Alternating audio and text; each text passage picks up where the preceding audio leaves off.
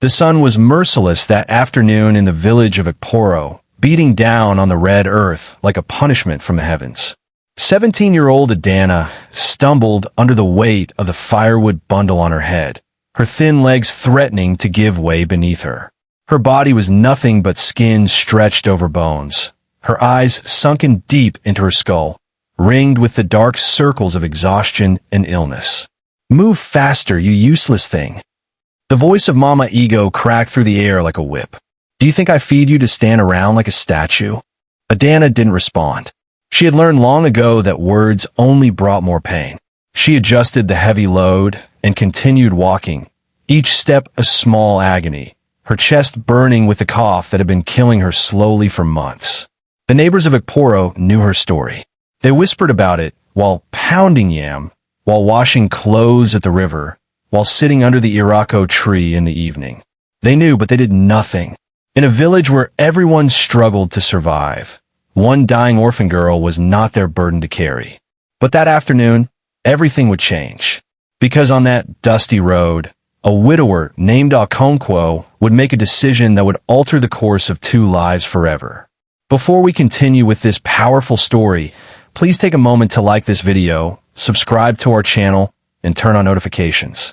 Stories like this need to be shared, and your support helps us bring you more content that touches the heart and feeds the soul. Now, let's begin.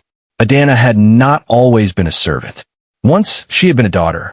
Her father, Namdi, had been a palm wine tapper in Ikporo, a simple man who loved his only child more than life itself. Her mother had died giving birth to her, and so Namdi had raised Adana alone, carrying her on his back while he climbed the palm trees, singing to her while he worked, promising her that one day she would go to school and become somebody important. "My daughter will not tap palm wine," he would say to anyone who would listen.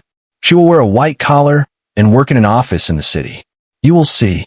But fate, as it often does, had other plans. When Adana was 14, Namdi fell from a palm tree. His body hit the ground with a sound that echoed through the village, and he never woke up. The village buried him beside the Irako tree, and Adana became an orphan overnight. With no mother, no siblings, and no relatives who would claim her, the village council decided her fate over palm wine and roasted goat meat. They gave her to Mama Ego, the wealthiest woman in Ikporo, who owned 3 shops at the market and had a reputation for being as hard as the stones in her compound. "She can work for me," Mama Ego had said, counting coins in her thick fingers. "I'll feed her and give her a place to sleep. That's more than she deserves." And so Adana went from being a beloved daughter to being a servant. No one asked if she wanted this life. No one cared. At first, she worked hard, grateful for the roof over her head. She woke before dawn to fetch water from the stream. She cooked, cleaned, washed clothes, and swept the compound. She did everything Mama Ego commanded without complaint. But then the cough started.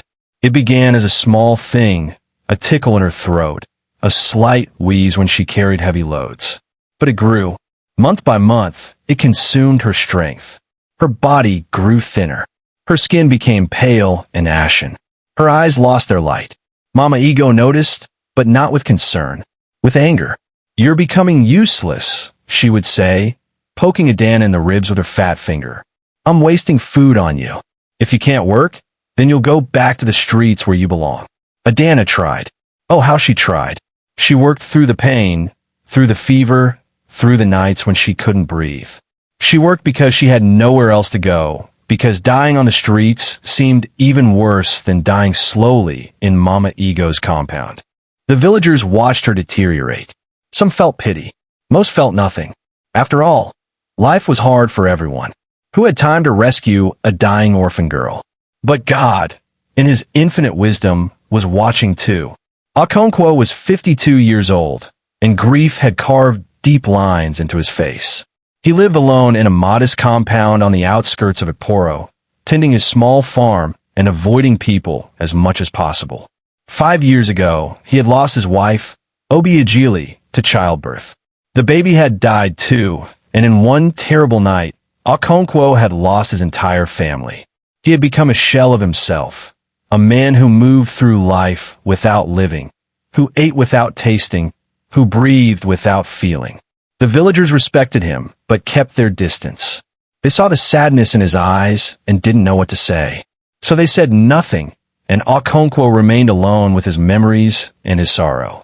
That afternoon, Okonkwo was returning from the neighboring village of Amuaka, where he had sold his yams at the market.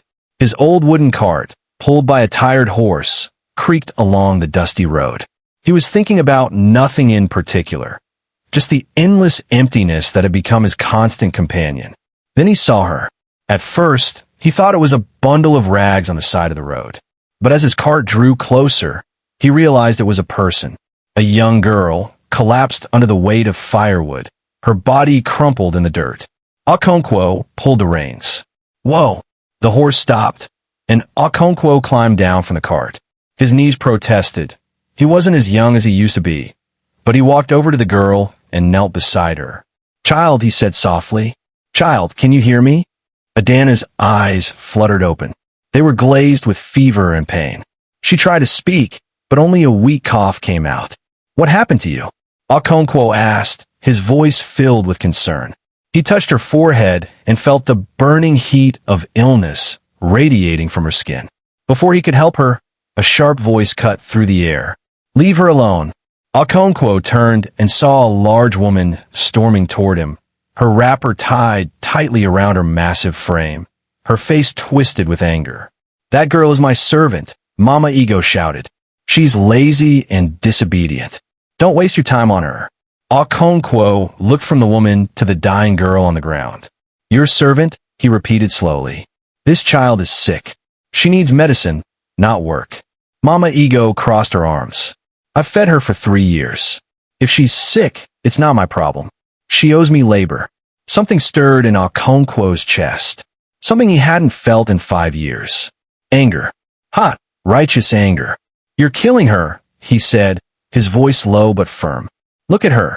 She's dying right in front of you. Then let her die somewhere else." Mama Ego snapped. "I'm done with her. She's useless now anyway."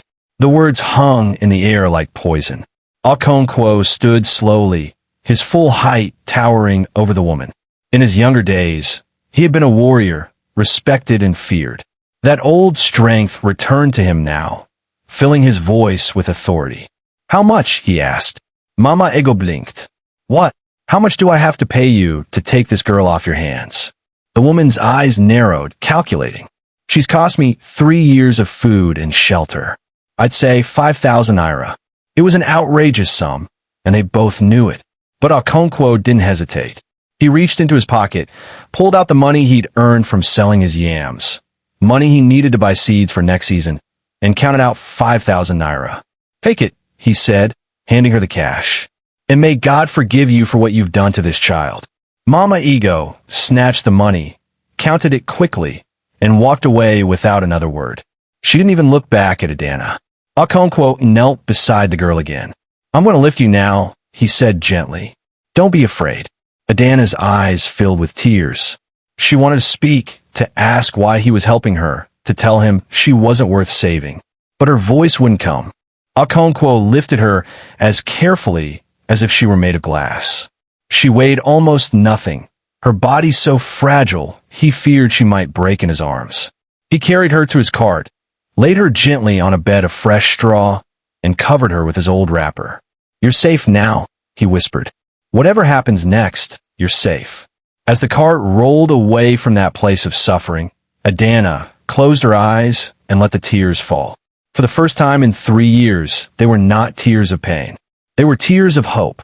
Okonkwo's compound was simple but clean. A small mud house with a thatched roof, a cooking area under a mango tree, and a well-tended vegetable garden. It was the home of a man who had given up on life but still maintained the habits of living. He carried Adana into his late wife's room, a space he had kept locked for 5 years, unable to bear entering it. But now, he pushed the door open and laid the girl on the bed that had once held Obiagili. The room smelled of dust and memory. Cobwebs hung in the corners. But the bed was still there, covered in a faded wrapper, waiting. Adana's eyes darted around the unfamiliar space, fear and confusion clouding her fevered mind. "Rest," Okonkwo said softly.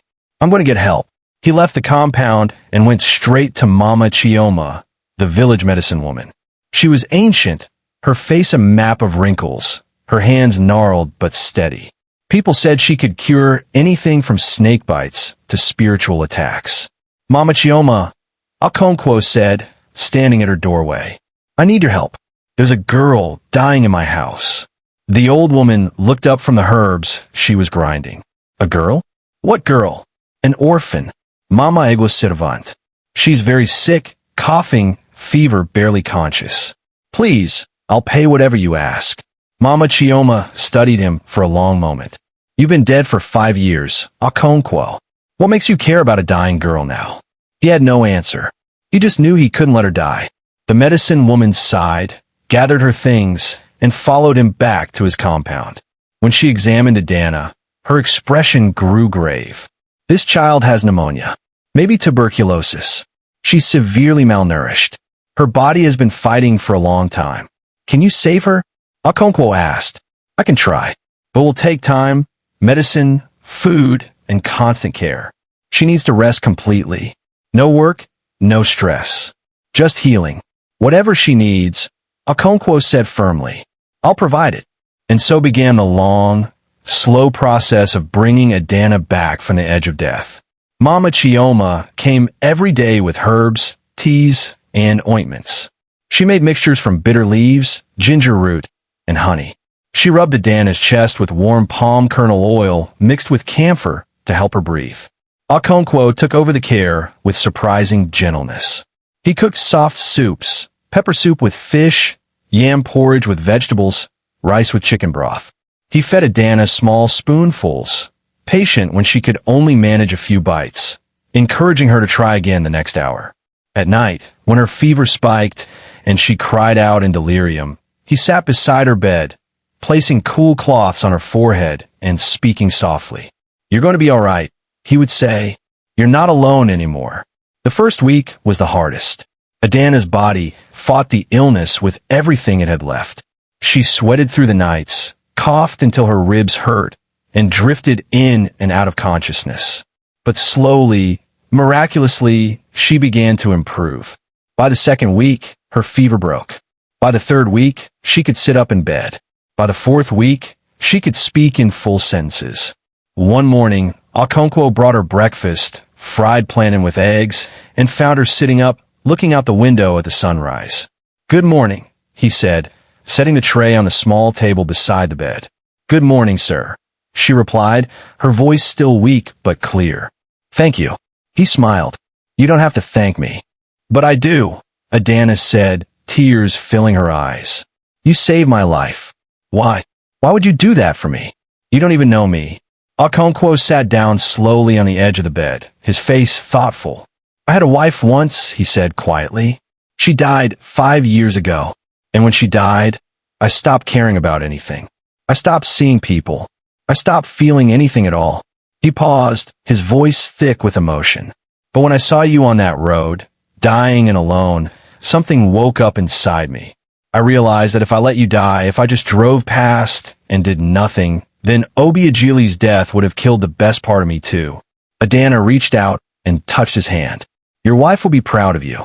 Okonkwo looked at her, this frail girl who had suffered so much but still had kindness in her eyes, and he felt something break open in his chest. Not pain this time. Something else. Purpose. News of what Okonkwo had done spread through Iporo like wildfire.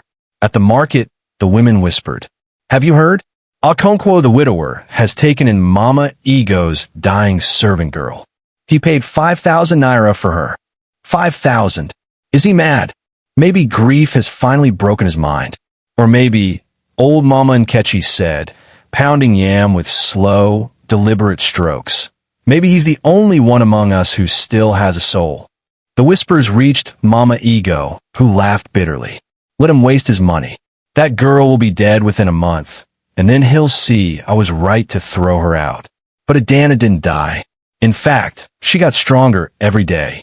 As the weeks turned into months, the villagers began to see her in Okonkwo's compound, helping with light chores, watering the garden, sweeping the compound, preparing vegetables for cooking.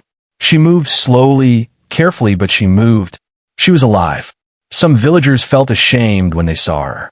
They remembered the times they had walked past her suffering, the times they had looked away, the times they had chosen silence over compassion. Others, like Mama Chioma, felt hope. Maybe, she said to anyone who would listen, maybe this is what our village needed. A reminder that one person's kindness can change everything. Okonkwo's compound, once a place of silence and sorrow, began to change too. Adana's presence brought life back to the house. She sang softly while she worked, old songs her father had taught her. She laughed at the chickens when they tried to steal food from the cooking pot. She asked Okonkwo questions about his farm, about the plants he grew, about the stories of his youth. And slowly, miraculously, Okonkwo began to heal too. One evening, as they sat under the mango tree sharing a meal of jollof rice and fried fish, Adana asked, "Sir, why do you live alone? Don't you have family?" Okonkwo was quiet for a moment. "I had a brother once. We fought overland after our father died. He moved to Lagos, and we haven't spoken in 20 years. He paused. "I have cousins in the village, but after Obiageli died, they stopped coming around. I think they didn't know what to say to a man drowning in grief." "Understand," Adana said softly.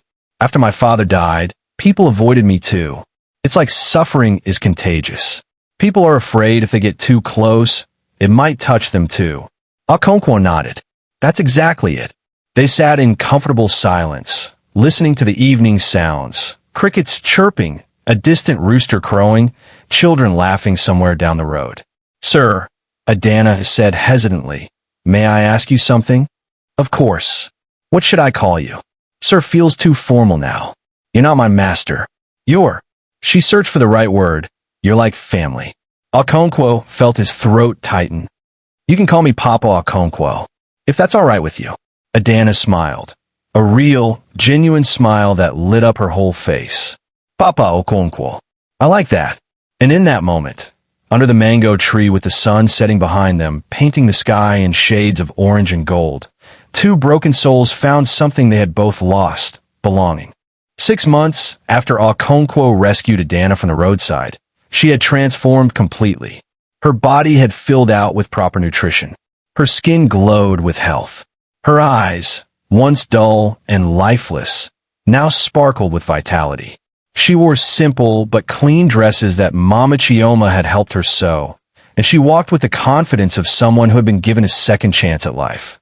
She helped Okonkwo with his farm, learning how to tend crops and care for animals. She proved to have a natural talent for it, and soon the farm was more productive than it had been in years. Okonkwo began selling more produce at the market, and for the first time since Obiageli's death, he had enough money not just to survive, but to live comfortably. The villagers noticed, some with admiration, others with jealousy. One afternoon, as Adana was selling vegetables at the market, Mama Ego approached her stand. The large woman stood there, arms crossed, her face twisted with bitter resentment. "So," Mama Ego said loudly, making sure everyone nearby could hear, "the useless girl has become strong again. Tell me, Adana, did you bewitch that old man? Is that why he took you in?" The market went quiet. Everyone stopped to watch. Adana looked up calmly. "Good afternoon, Mama Ego. How can I help you? Would you like to buy some tomatoes? They're very fresh today." "Don't play innocent with me," Mama Ego snarled. "I know your type. You probably seduced him, made him think you were dying so he would feel sorry for you. Now you're living in his house like a queen, while you what?" The voice came from behind Mama Ego. It was Papa Okonkwo. He had been selling his yams at a nearby stall and had heard the commotion. He walked over slowly, and though he was not a large man, there was something in his bearing that made people step back. "While you continue to live in your big house," Okonkwo said quietly but firmly, "wearing expensive clothes, selling goods at 3 shops, growing fatter every day on food bought with money you made from exploiting orphans." Mama Ego's face turned red. "How dare you?" "No," Okonkwo interrupted, his voice harder now. "How dare you? You nearly killed this child through neglect and cruelty. And now that she has survived, now that she has thrived, you have the audacity to come here and accuse her of witchcraft? The only evil here is what you did to her. The crowd murmured in agreement. Several women nodded. Mama and Nkechi, the respected elder, stepped forward. Okonkwo speaks the truth. We all watched this girl suffer. We all saw her dying slowly while working in your compound. And we did nothing. She looked around at the gathered crowd. We should all be ashamed. But instead of learning from our silence, you, Mama Ego, come here to attack her? You have no shame. Mama Ego looked around at the hostile faces and realized she had no support. This village has gone mad, she muttered and stormed away, her heavy footsteps echoing on the market ground. After she left, several women came to Adana's stall to buy vegetables. Not because they needed them, but to show their support. You're a strong girl, one woman said, squeezing Adana's hand. Don't let that wicked woman make you feel small. Adana smiled gratefully, but her hands were trembling. The confrontation had shaken her more than she wanted to admit. That evening, back at the compound, Okonkwo noticed her unusual quietness. Are you all right? He asked as they prepared dinner together. I don't understand why she hates me so much, Adana said softly. I worked hard for her. I never stole from her or disrespected her. Why does my happiness make her so angry? Okonkwo stirred the pot thoughtfully. Some people, he said, carry so much bitterness in their hearts that they cannot bear to see others find joy. Your healing reminds her of her own cruelty. Your smile is evidence of her wickedness. That's why she wants to destroy it. Should I have said something? Defended myself more? You did exactly what you should have done, Okonkwo replied. You remained dignified. You didn't descend to her level. That takes more strength than fighting back. Adana nodded, feeling the weight lift slightly from her shoulders. Besides, Okonkwo added with a rare smile, you have something she will never have. What's that? People who genuinely care about you. 2 years after Okonkwo saved Adana from the roadside, life in their small compound had found a beautiful rhythm. Adana, now 19, had blossomed into a capable young woman. She managed the farm with skill, cooked delicious meals, and had even started teaching younger children in the village how to read and write under the mango tree every Saturday. Okonkwo, for his part, had rediscovered joy. He laughed more. He talked to his neighbors. He attended village meetings again. The heavy weight of grief that had pressed on his shoulders for so long had finally lifted. But something else was happening in Ikporo. Young men had started noticing Adana. Chidi, the blacksmith's son, found excuses to walk past Okonkwo's farm. Emeka, who worked at the post office, always had a smile ready whenever Adana came to buy stamps. Even the pastor's nephew, visiting from the city, had asked about her. Okonkwo noticed, and something uncomfortable twisted in his chest. Not jealousy exactly, but a fear of losing the daughter he'd found. One evening, Chidi appeared at the compound with a carefully wrapped package. He was dressed in his best clothes, his hair freshly cut, his shoes polished. Good evening, sir, he said respectfully to Okonkwo. I've come to speak with you about Adana. Okonkwo's heart sank, but he maintained his composure. Sit down, my son. They sat under the mango tree, and Chidi cleared his throat nervously. Sir, everyone knows how you saved Adana. You're like a father to her, so I wanted to ask your permission first. I would like to court her, with the intention of marriage. Before Okonkwo could respond, Adana emerged from the house, carrying a tray of water for their guest. She had obviously heard the conversation. Chidi stood up quickly. Adana, good evening. Good evening, Chidi, she replied politely, setting down the tray. Chidi was just telling me, Okonkwo said carefully, that he would like to court you. Adana looked at Chidi, a good young man, hard-working, respectful, and then at Okonkwo. That's very kind of you, Chidi, she said gently. You're a good person, but I'm not interested in marriage right now. Chidi's face fell. Is it because of me? Have I done something wrong? No, not at all, Adana assured him. I'm just not ready. And besides, she glanced at Okonkwo. I have responsibilities here. Papa Okonkwo needs help with the farm, and I won't abandon him after everything he's done for me. Chidi nodded, disappointed but respectful. I understand. Thank you for your honesty. He turned to Okonkwo. Sir, thank you for your time. After he left, Adana sat down beside Okonkwo. They were quiet for a while, watching the sun set. You didn't have to do that, Okonkwo finally said. Chidi is a good man. He would treat you well. I know, Adana replied. But Papa, you saved my life. You took me in when I was dying, fed me, cared for me, gave me a home and a purpose. How can I just leave you now? You can, Okonkwo said firmly. You should. You're young. You deserve to have a family of your own, children of your own. Adana shook her head. You are my family. This is my home. And one day, when God blesses me with a husband, he'll understand that you come with me. We're a package deal. Okonkwo felt tears prick his eyes. You're too good, my daughter. I'll learn from the best, she replied, squeezing his hand.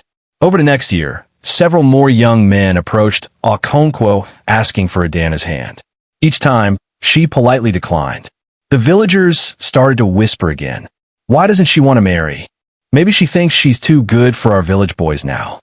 Or maybe, Mama Chioma said wisely, she knows what she wants and is patient enough to wait for it. Then one day, a stranger came to Iporo. His name was Dubum, and he was a teacher from the city who had been transferred to the village school. He was educated, well-spoken, and kind.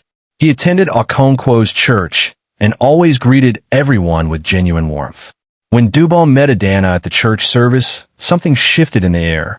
They talked after the service about books, about education, about dreams for the village children. Dubum was impressed by Adana's intelligence and her passion for teaching. Adana was drawn to his gentleness and his respect for her mind, not just her appearance.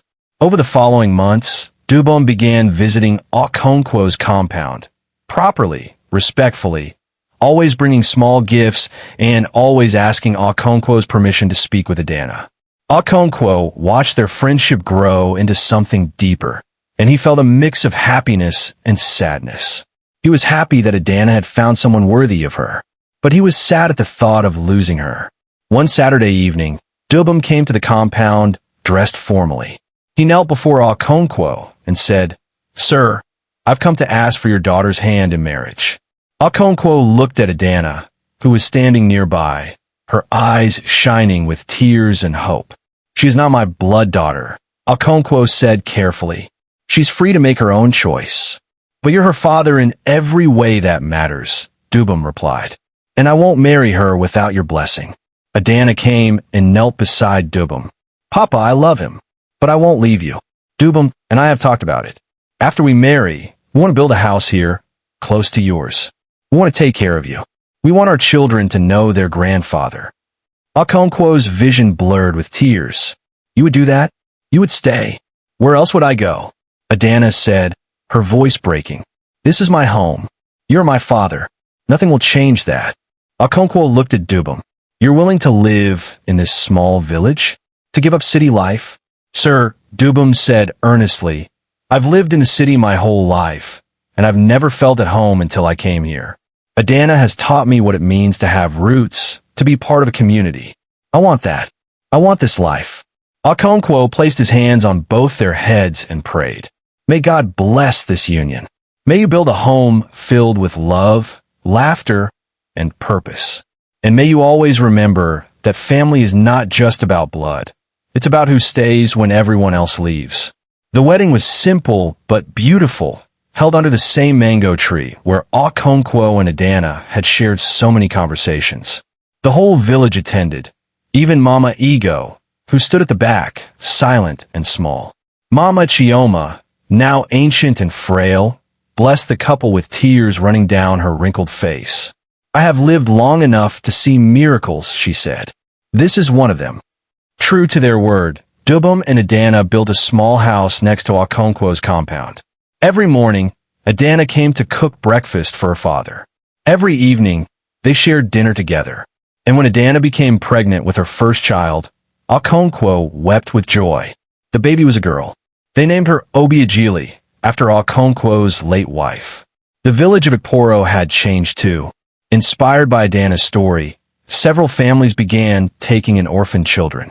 The village council established a small fund to help families who couldn't afford school fees. And Mama Ego, haunted by her guilt and the village's judgment, quietly started donating money to the orphan fund. Never publicly, always anonymously. One day, 3 years after the wedding, a young girl appeared at Okonkwo's compound. She was thin, scared, covered in bruises. She had run away from an abusive home. Adana brought her inside, fed her, cleaned her wounds. Okonkwo looked at Dubum and said, "We have room, don't we?" Dubum smiled. "We do." And so they took her in, and then another child, and another. Soon, Okonkwo's once lonely compound had become a haven for forgotten children. They called it Okonkwo's Home of Hope, and children came from neighboring villages seeking refuge. Adana, now a mother and mentor, taught the children how to read, how to farm, how to believe in themselves. Dubum taught them mathematics and science. And Okonkwo, the widower who had once wanted to die alone, became papa to dozens of children who needed one. 10 years after Okonkwo stopped his carriage on that dusty road, he sat under the mango tree, surrounded by children. His biological granddaughter, Obiagili, now a bright-eyed 9-year-old, and 16 other children of various ages who called him Papa. Adana and Dubum had expanded the compound, building dormitories, a schoolroom, and a small medical clinic run by a young nurse from the city. Okonkwo was now 62, his hair completely white, his body slower but his spirit more alive than ever. One afternoon, Mama Chioma came to visit. She was ancient now, barely able to walk, but her mind was sharp. "Okonkwo," she said, sitting beside him, "do you remember what you told me the day you brought Adana home?" "What did I say?" "You said you didn't know why you cared about a dying girl. You said you just couldn't let her die." Okonkwo smiled. "I remember. Now you know why," Mama Chioma said, gesturing at the compound full of life. "God knew. He knew that saving one girl would save a generation. He knew that your pain had a purpose. He was just waiting for you to be ready to use it." That evening, as the sun set behind the hills, Adana came and sat beside her father. Little Obiagili was asleep in her arms. "Papa," Adana said softly, "I never thank you properly." "You thank me every day," Okonkwo replied. "By living, by thriving, by passing on what I gave you." "Still," she insisted, "I want to say it. Thank you for stopping that day. Thank you for seeing me when everyone else looked away. Thank you for teaching me that love is not about blood, it's about choice." Okonkwo touched her cheek gently. "My daughter, you gave me back my life. When Obiagili died, I died with her. I was just waiting for my body to catch up with my soul. But then I saw you on that road, and something in me woke up. You didn't just need saving, you saved me." They sat in comfortable silence, watching the children play in the yard. The sound of their laughter filled the air like music. "You know what the most beautiful part is?" Adana said. "Every child here knows they were chosen. They know someone stopped for them. And one day, when they grow up, they'll stop for someone else. This kindness will never end." Okonkwo nodded, his heart full. "That's the real miracle. Not that I saved you, but that you multiplied what I gave you 1,000 times over." As the years passed, Okonkwo's story became legend in Ikporo and beyond. People traveled from distant villages to see the Home of Hope, to hear the story of the widower who stopped his carriage and changed everything. Young couples would visit and ask Adana, "How do you do it? How do you care for so many children?" And she would always give the same answer. "You just stop. When you see someone suffering, you stop. You don't think about whether you can afford it or whether it's convenient. You just stop, because that's what love does." The children who grew up in the Home of Hope went on to do remarkable things. Some became teachers, carrying forward Adana's passion for education. Some became farmers, using Okonkwo's techniques to help their communities. Some became nurses and doctors, never forgetting what it felt like to be sick and helpless. And every single one of them, no matter where they went, stopped when they saw someone in need. Mama Ego lived to be 73. In her final years, weakened by illness and abandoned by her own children who had moved away, she came to the Home of Hope asking for help. Adana took her in without hesitation, cared for her with gentleness, and held her hand when she died. "Why did you do that?" Dubum asked his wife after the funeral. "After everything she did to you?" Adana smiled sadly. Because Papa Okonkwo taught me that kindness isn't something you give only to those who deserve it. It's something you give because that's who you are. Mama Ego needed grace. Who was I to withhold it? Okonkwo lived to be 78 years old. In his final years, he moved slowly, his body worn from decades of hard work and simple living. But his mind remained sharp, and his heart remained soft. He spent his days sitting under the mango tree, watching the children play, telling stories about the old days, and teaching anyone who would listen about the power of compassion. One evening, as the sun painted the sky in brilliant shades of orange and purple, Okonkwo called Adana to his side. "My daughter," he said, his voice weak but steady, "I need to tell you something." Adana knelt beside his chair, taking his weathered hand in hers. "What is it, Papa?" "When I die," he said, "I want you to know that you are the greatest blessing of my life, greater than any success, any achievement, any wealth I could have accumulated. You gave me purpose when I had none. You gave me hope when I'd lost it all. You made me remember what it means to be human." Tears streamed down Adana's face. "Papa, don't talk like this. You're not going anywhere." He smiled gently. "Everyone goes somewhere eventually, my child. But I'm not afraid. I've lived a full life. I've seen miracles. I've been part of something greater than myself." He paused, his eyes growing distant. "And when I close my eyes for the last time, I'll see Obiagili waiting for me. And I'll tell her about you. About all of you. And she'll be so proud." That night, surrounded by his family, Adana, Dubum, his grandchildren, and all the children he had helped raise, Okonkwo passed peacefully in his sleep. The entire village attended his funeral.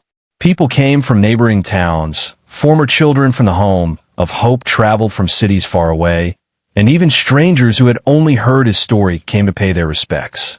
They buried him under the mango tree, in the same soil where he had shared so many meals, so many conversations, so many moments of grace. On his gravestone, Adana inscribed these words. Okonkwo. He stopped when others passed by. He loved when others looked away. He proved that one act of kindness can change the world. 20 years after Okonkwo's death, the Home of Hope had grown into something extraordinary. It wasn't just one compound anymore. It had become a network of homes across the region, each one founded by a child who had once been rescued. Adana, now in her 50s, silver streaking her hair, but her spirit still vibrant, had become a respected voice in the country. She spoke at conferences about child welfare, advised government officials on orphan care, and trained others on how to create sustainable homes for vulnerable children. But she never forgot where it all started. Every anniversary of the day Okonkwo saved her, she would walk to his grave, place fresh flowers on it, and sit under the mango tree to remember. One such anniversary, a young woman approached her. She was well-dressed, educated-looking, with a confidence that came from knowing her worth. "Excuse me," the young woman said. "Are you Adana Okonkwo?" Adana smiled. "I am. How can I help you?" "My name is Chidima.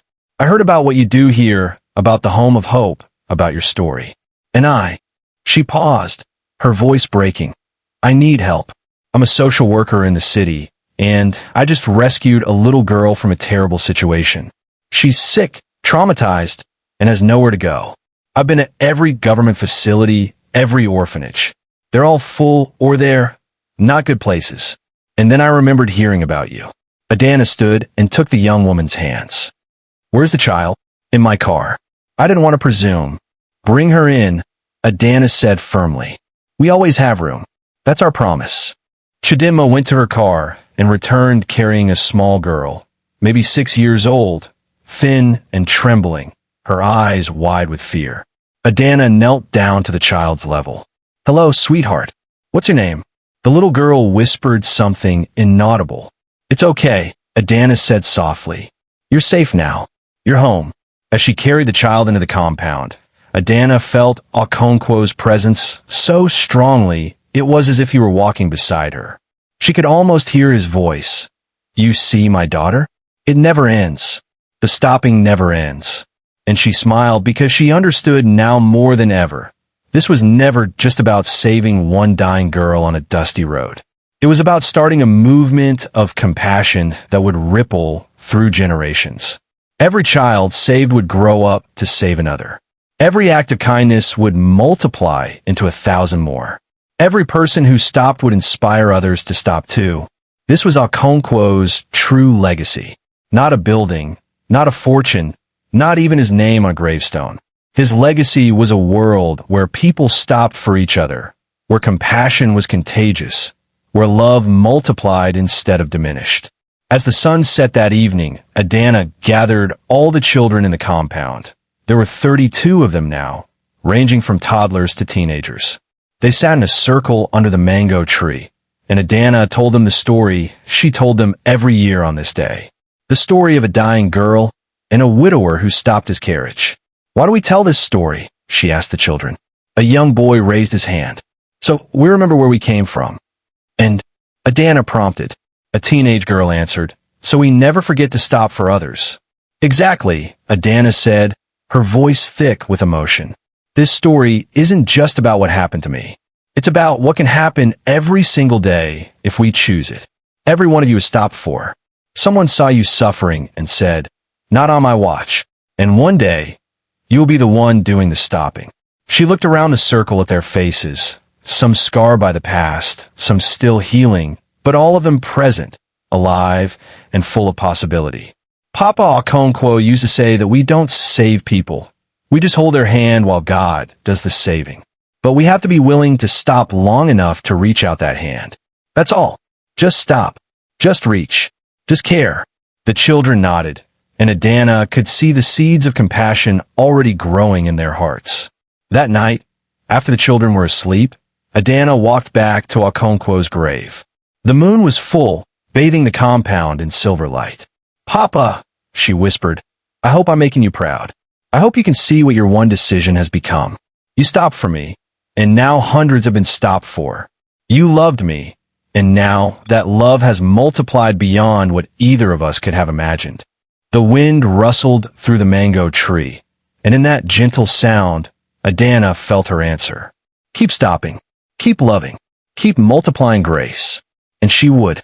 For as long as she had breath, she would. Because some stories don't end when the hero dies. Some stories are just beginning. My dear friend, wherever you're watching this from, I want you to know something. You're Okonkwo in someone's story. Right now, there's someone in your life, maybe at your workplace, maybe in your neighborhood, maybe even in your own family, who is dying. Not necessarily physically, but dying inside. Dying from loneliness, from hopelessness, from the weight of burdens they carry alone. They're waiting for someone to stop. You might think you don't have the resources to help. You might think you're too busy, too tired, too ordinary to make a difference. That's what everyone thought about Okonkwo. He was just a poor widower with a cart and a little farm. But he stopped. And that one decision changed generations. You don't need to save everyone. You just need to stop for one person. Reach out one hand. Offer one moment of kindness. Because you never know, that one moment might be the thing that saves not just them, but their children and their children's children. The world is full of people passing by, suffering without stopping. Don't be one of them. Be the one who stops. Be the one who sees. Be the one who cares. And if you're the one suffering right now, if you're the one dying by the side of the road, waiting for someone to notice, hold on. Your Okonkwo is coming. God is preparing someone to stop for you. Your miracle is on its way. Don't give up before it arrives.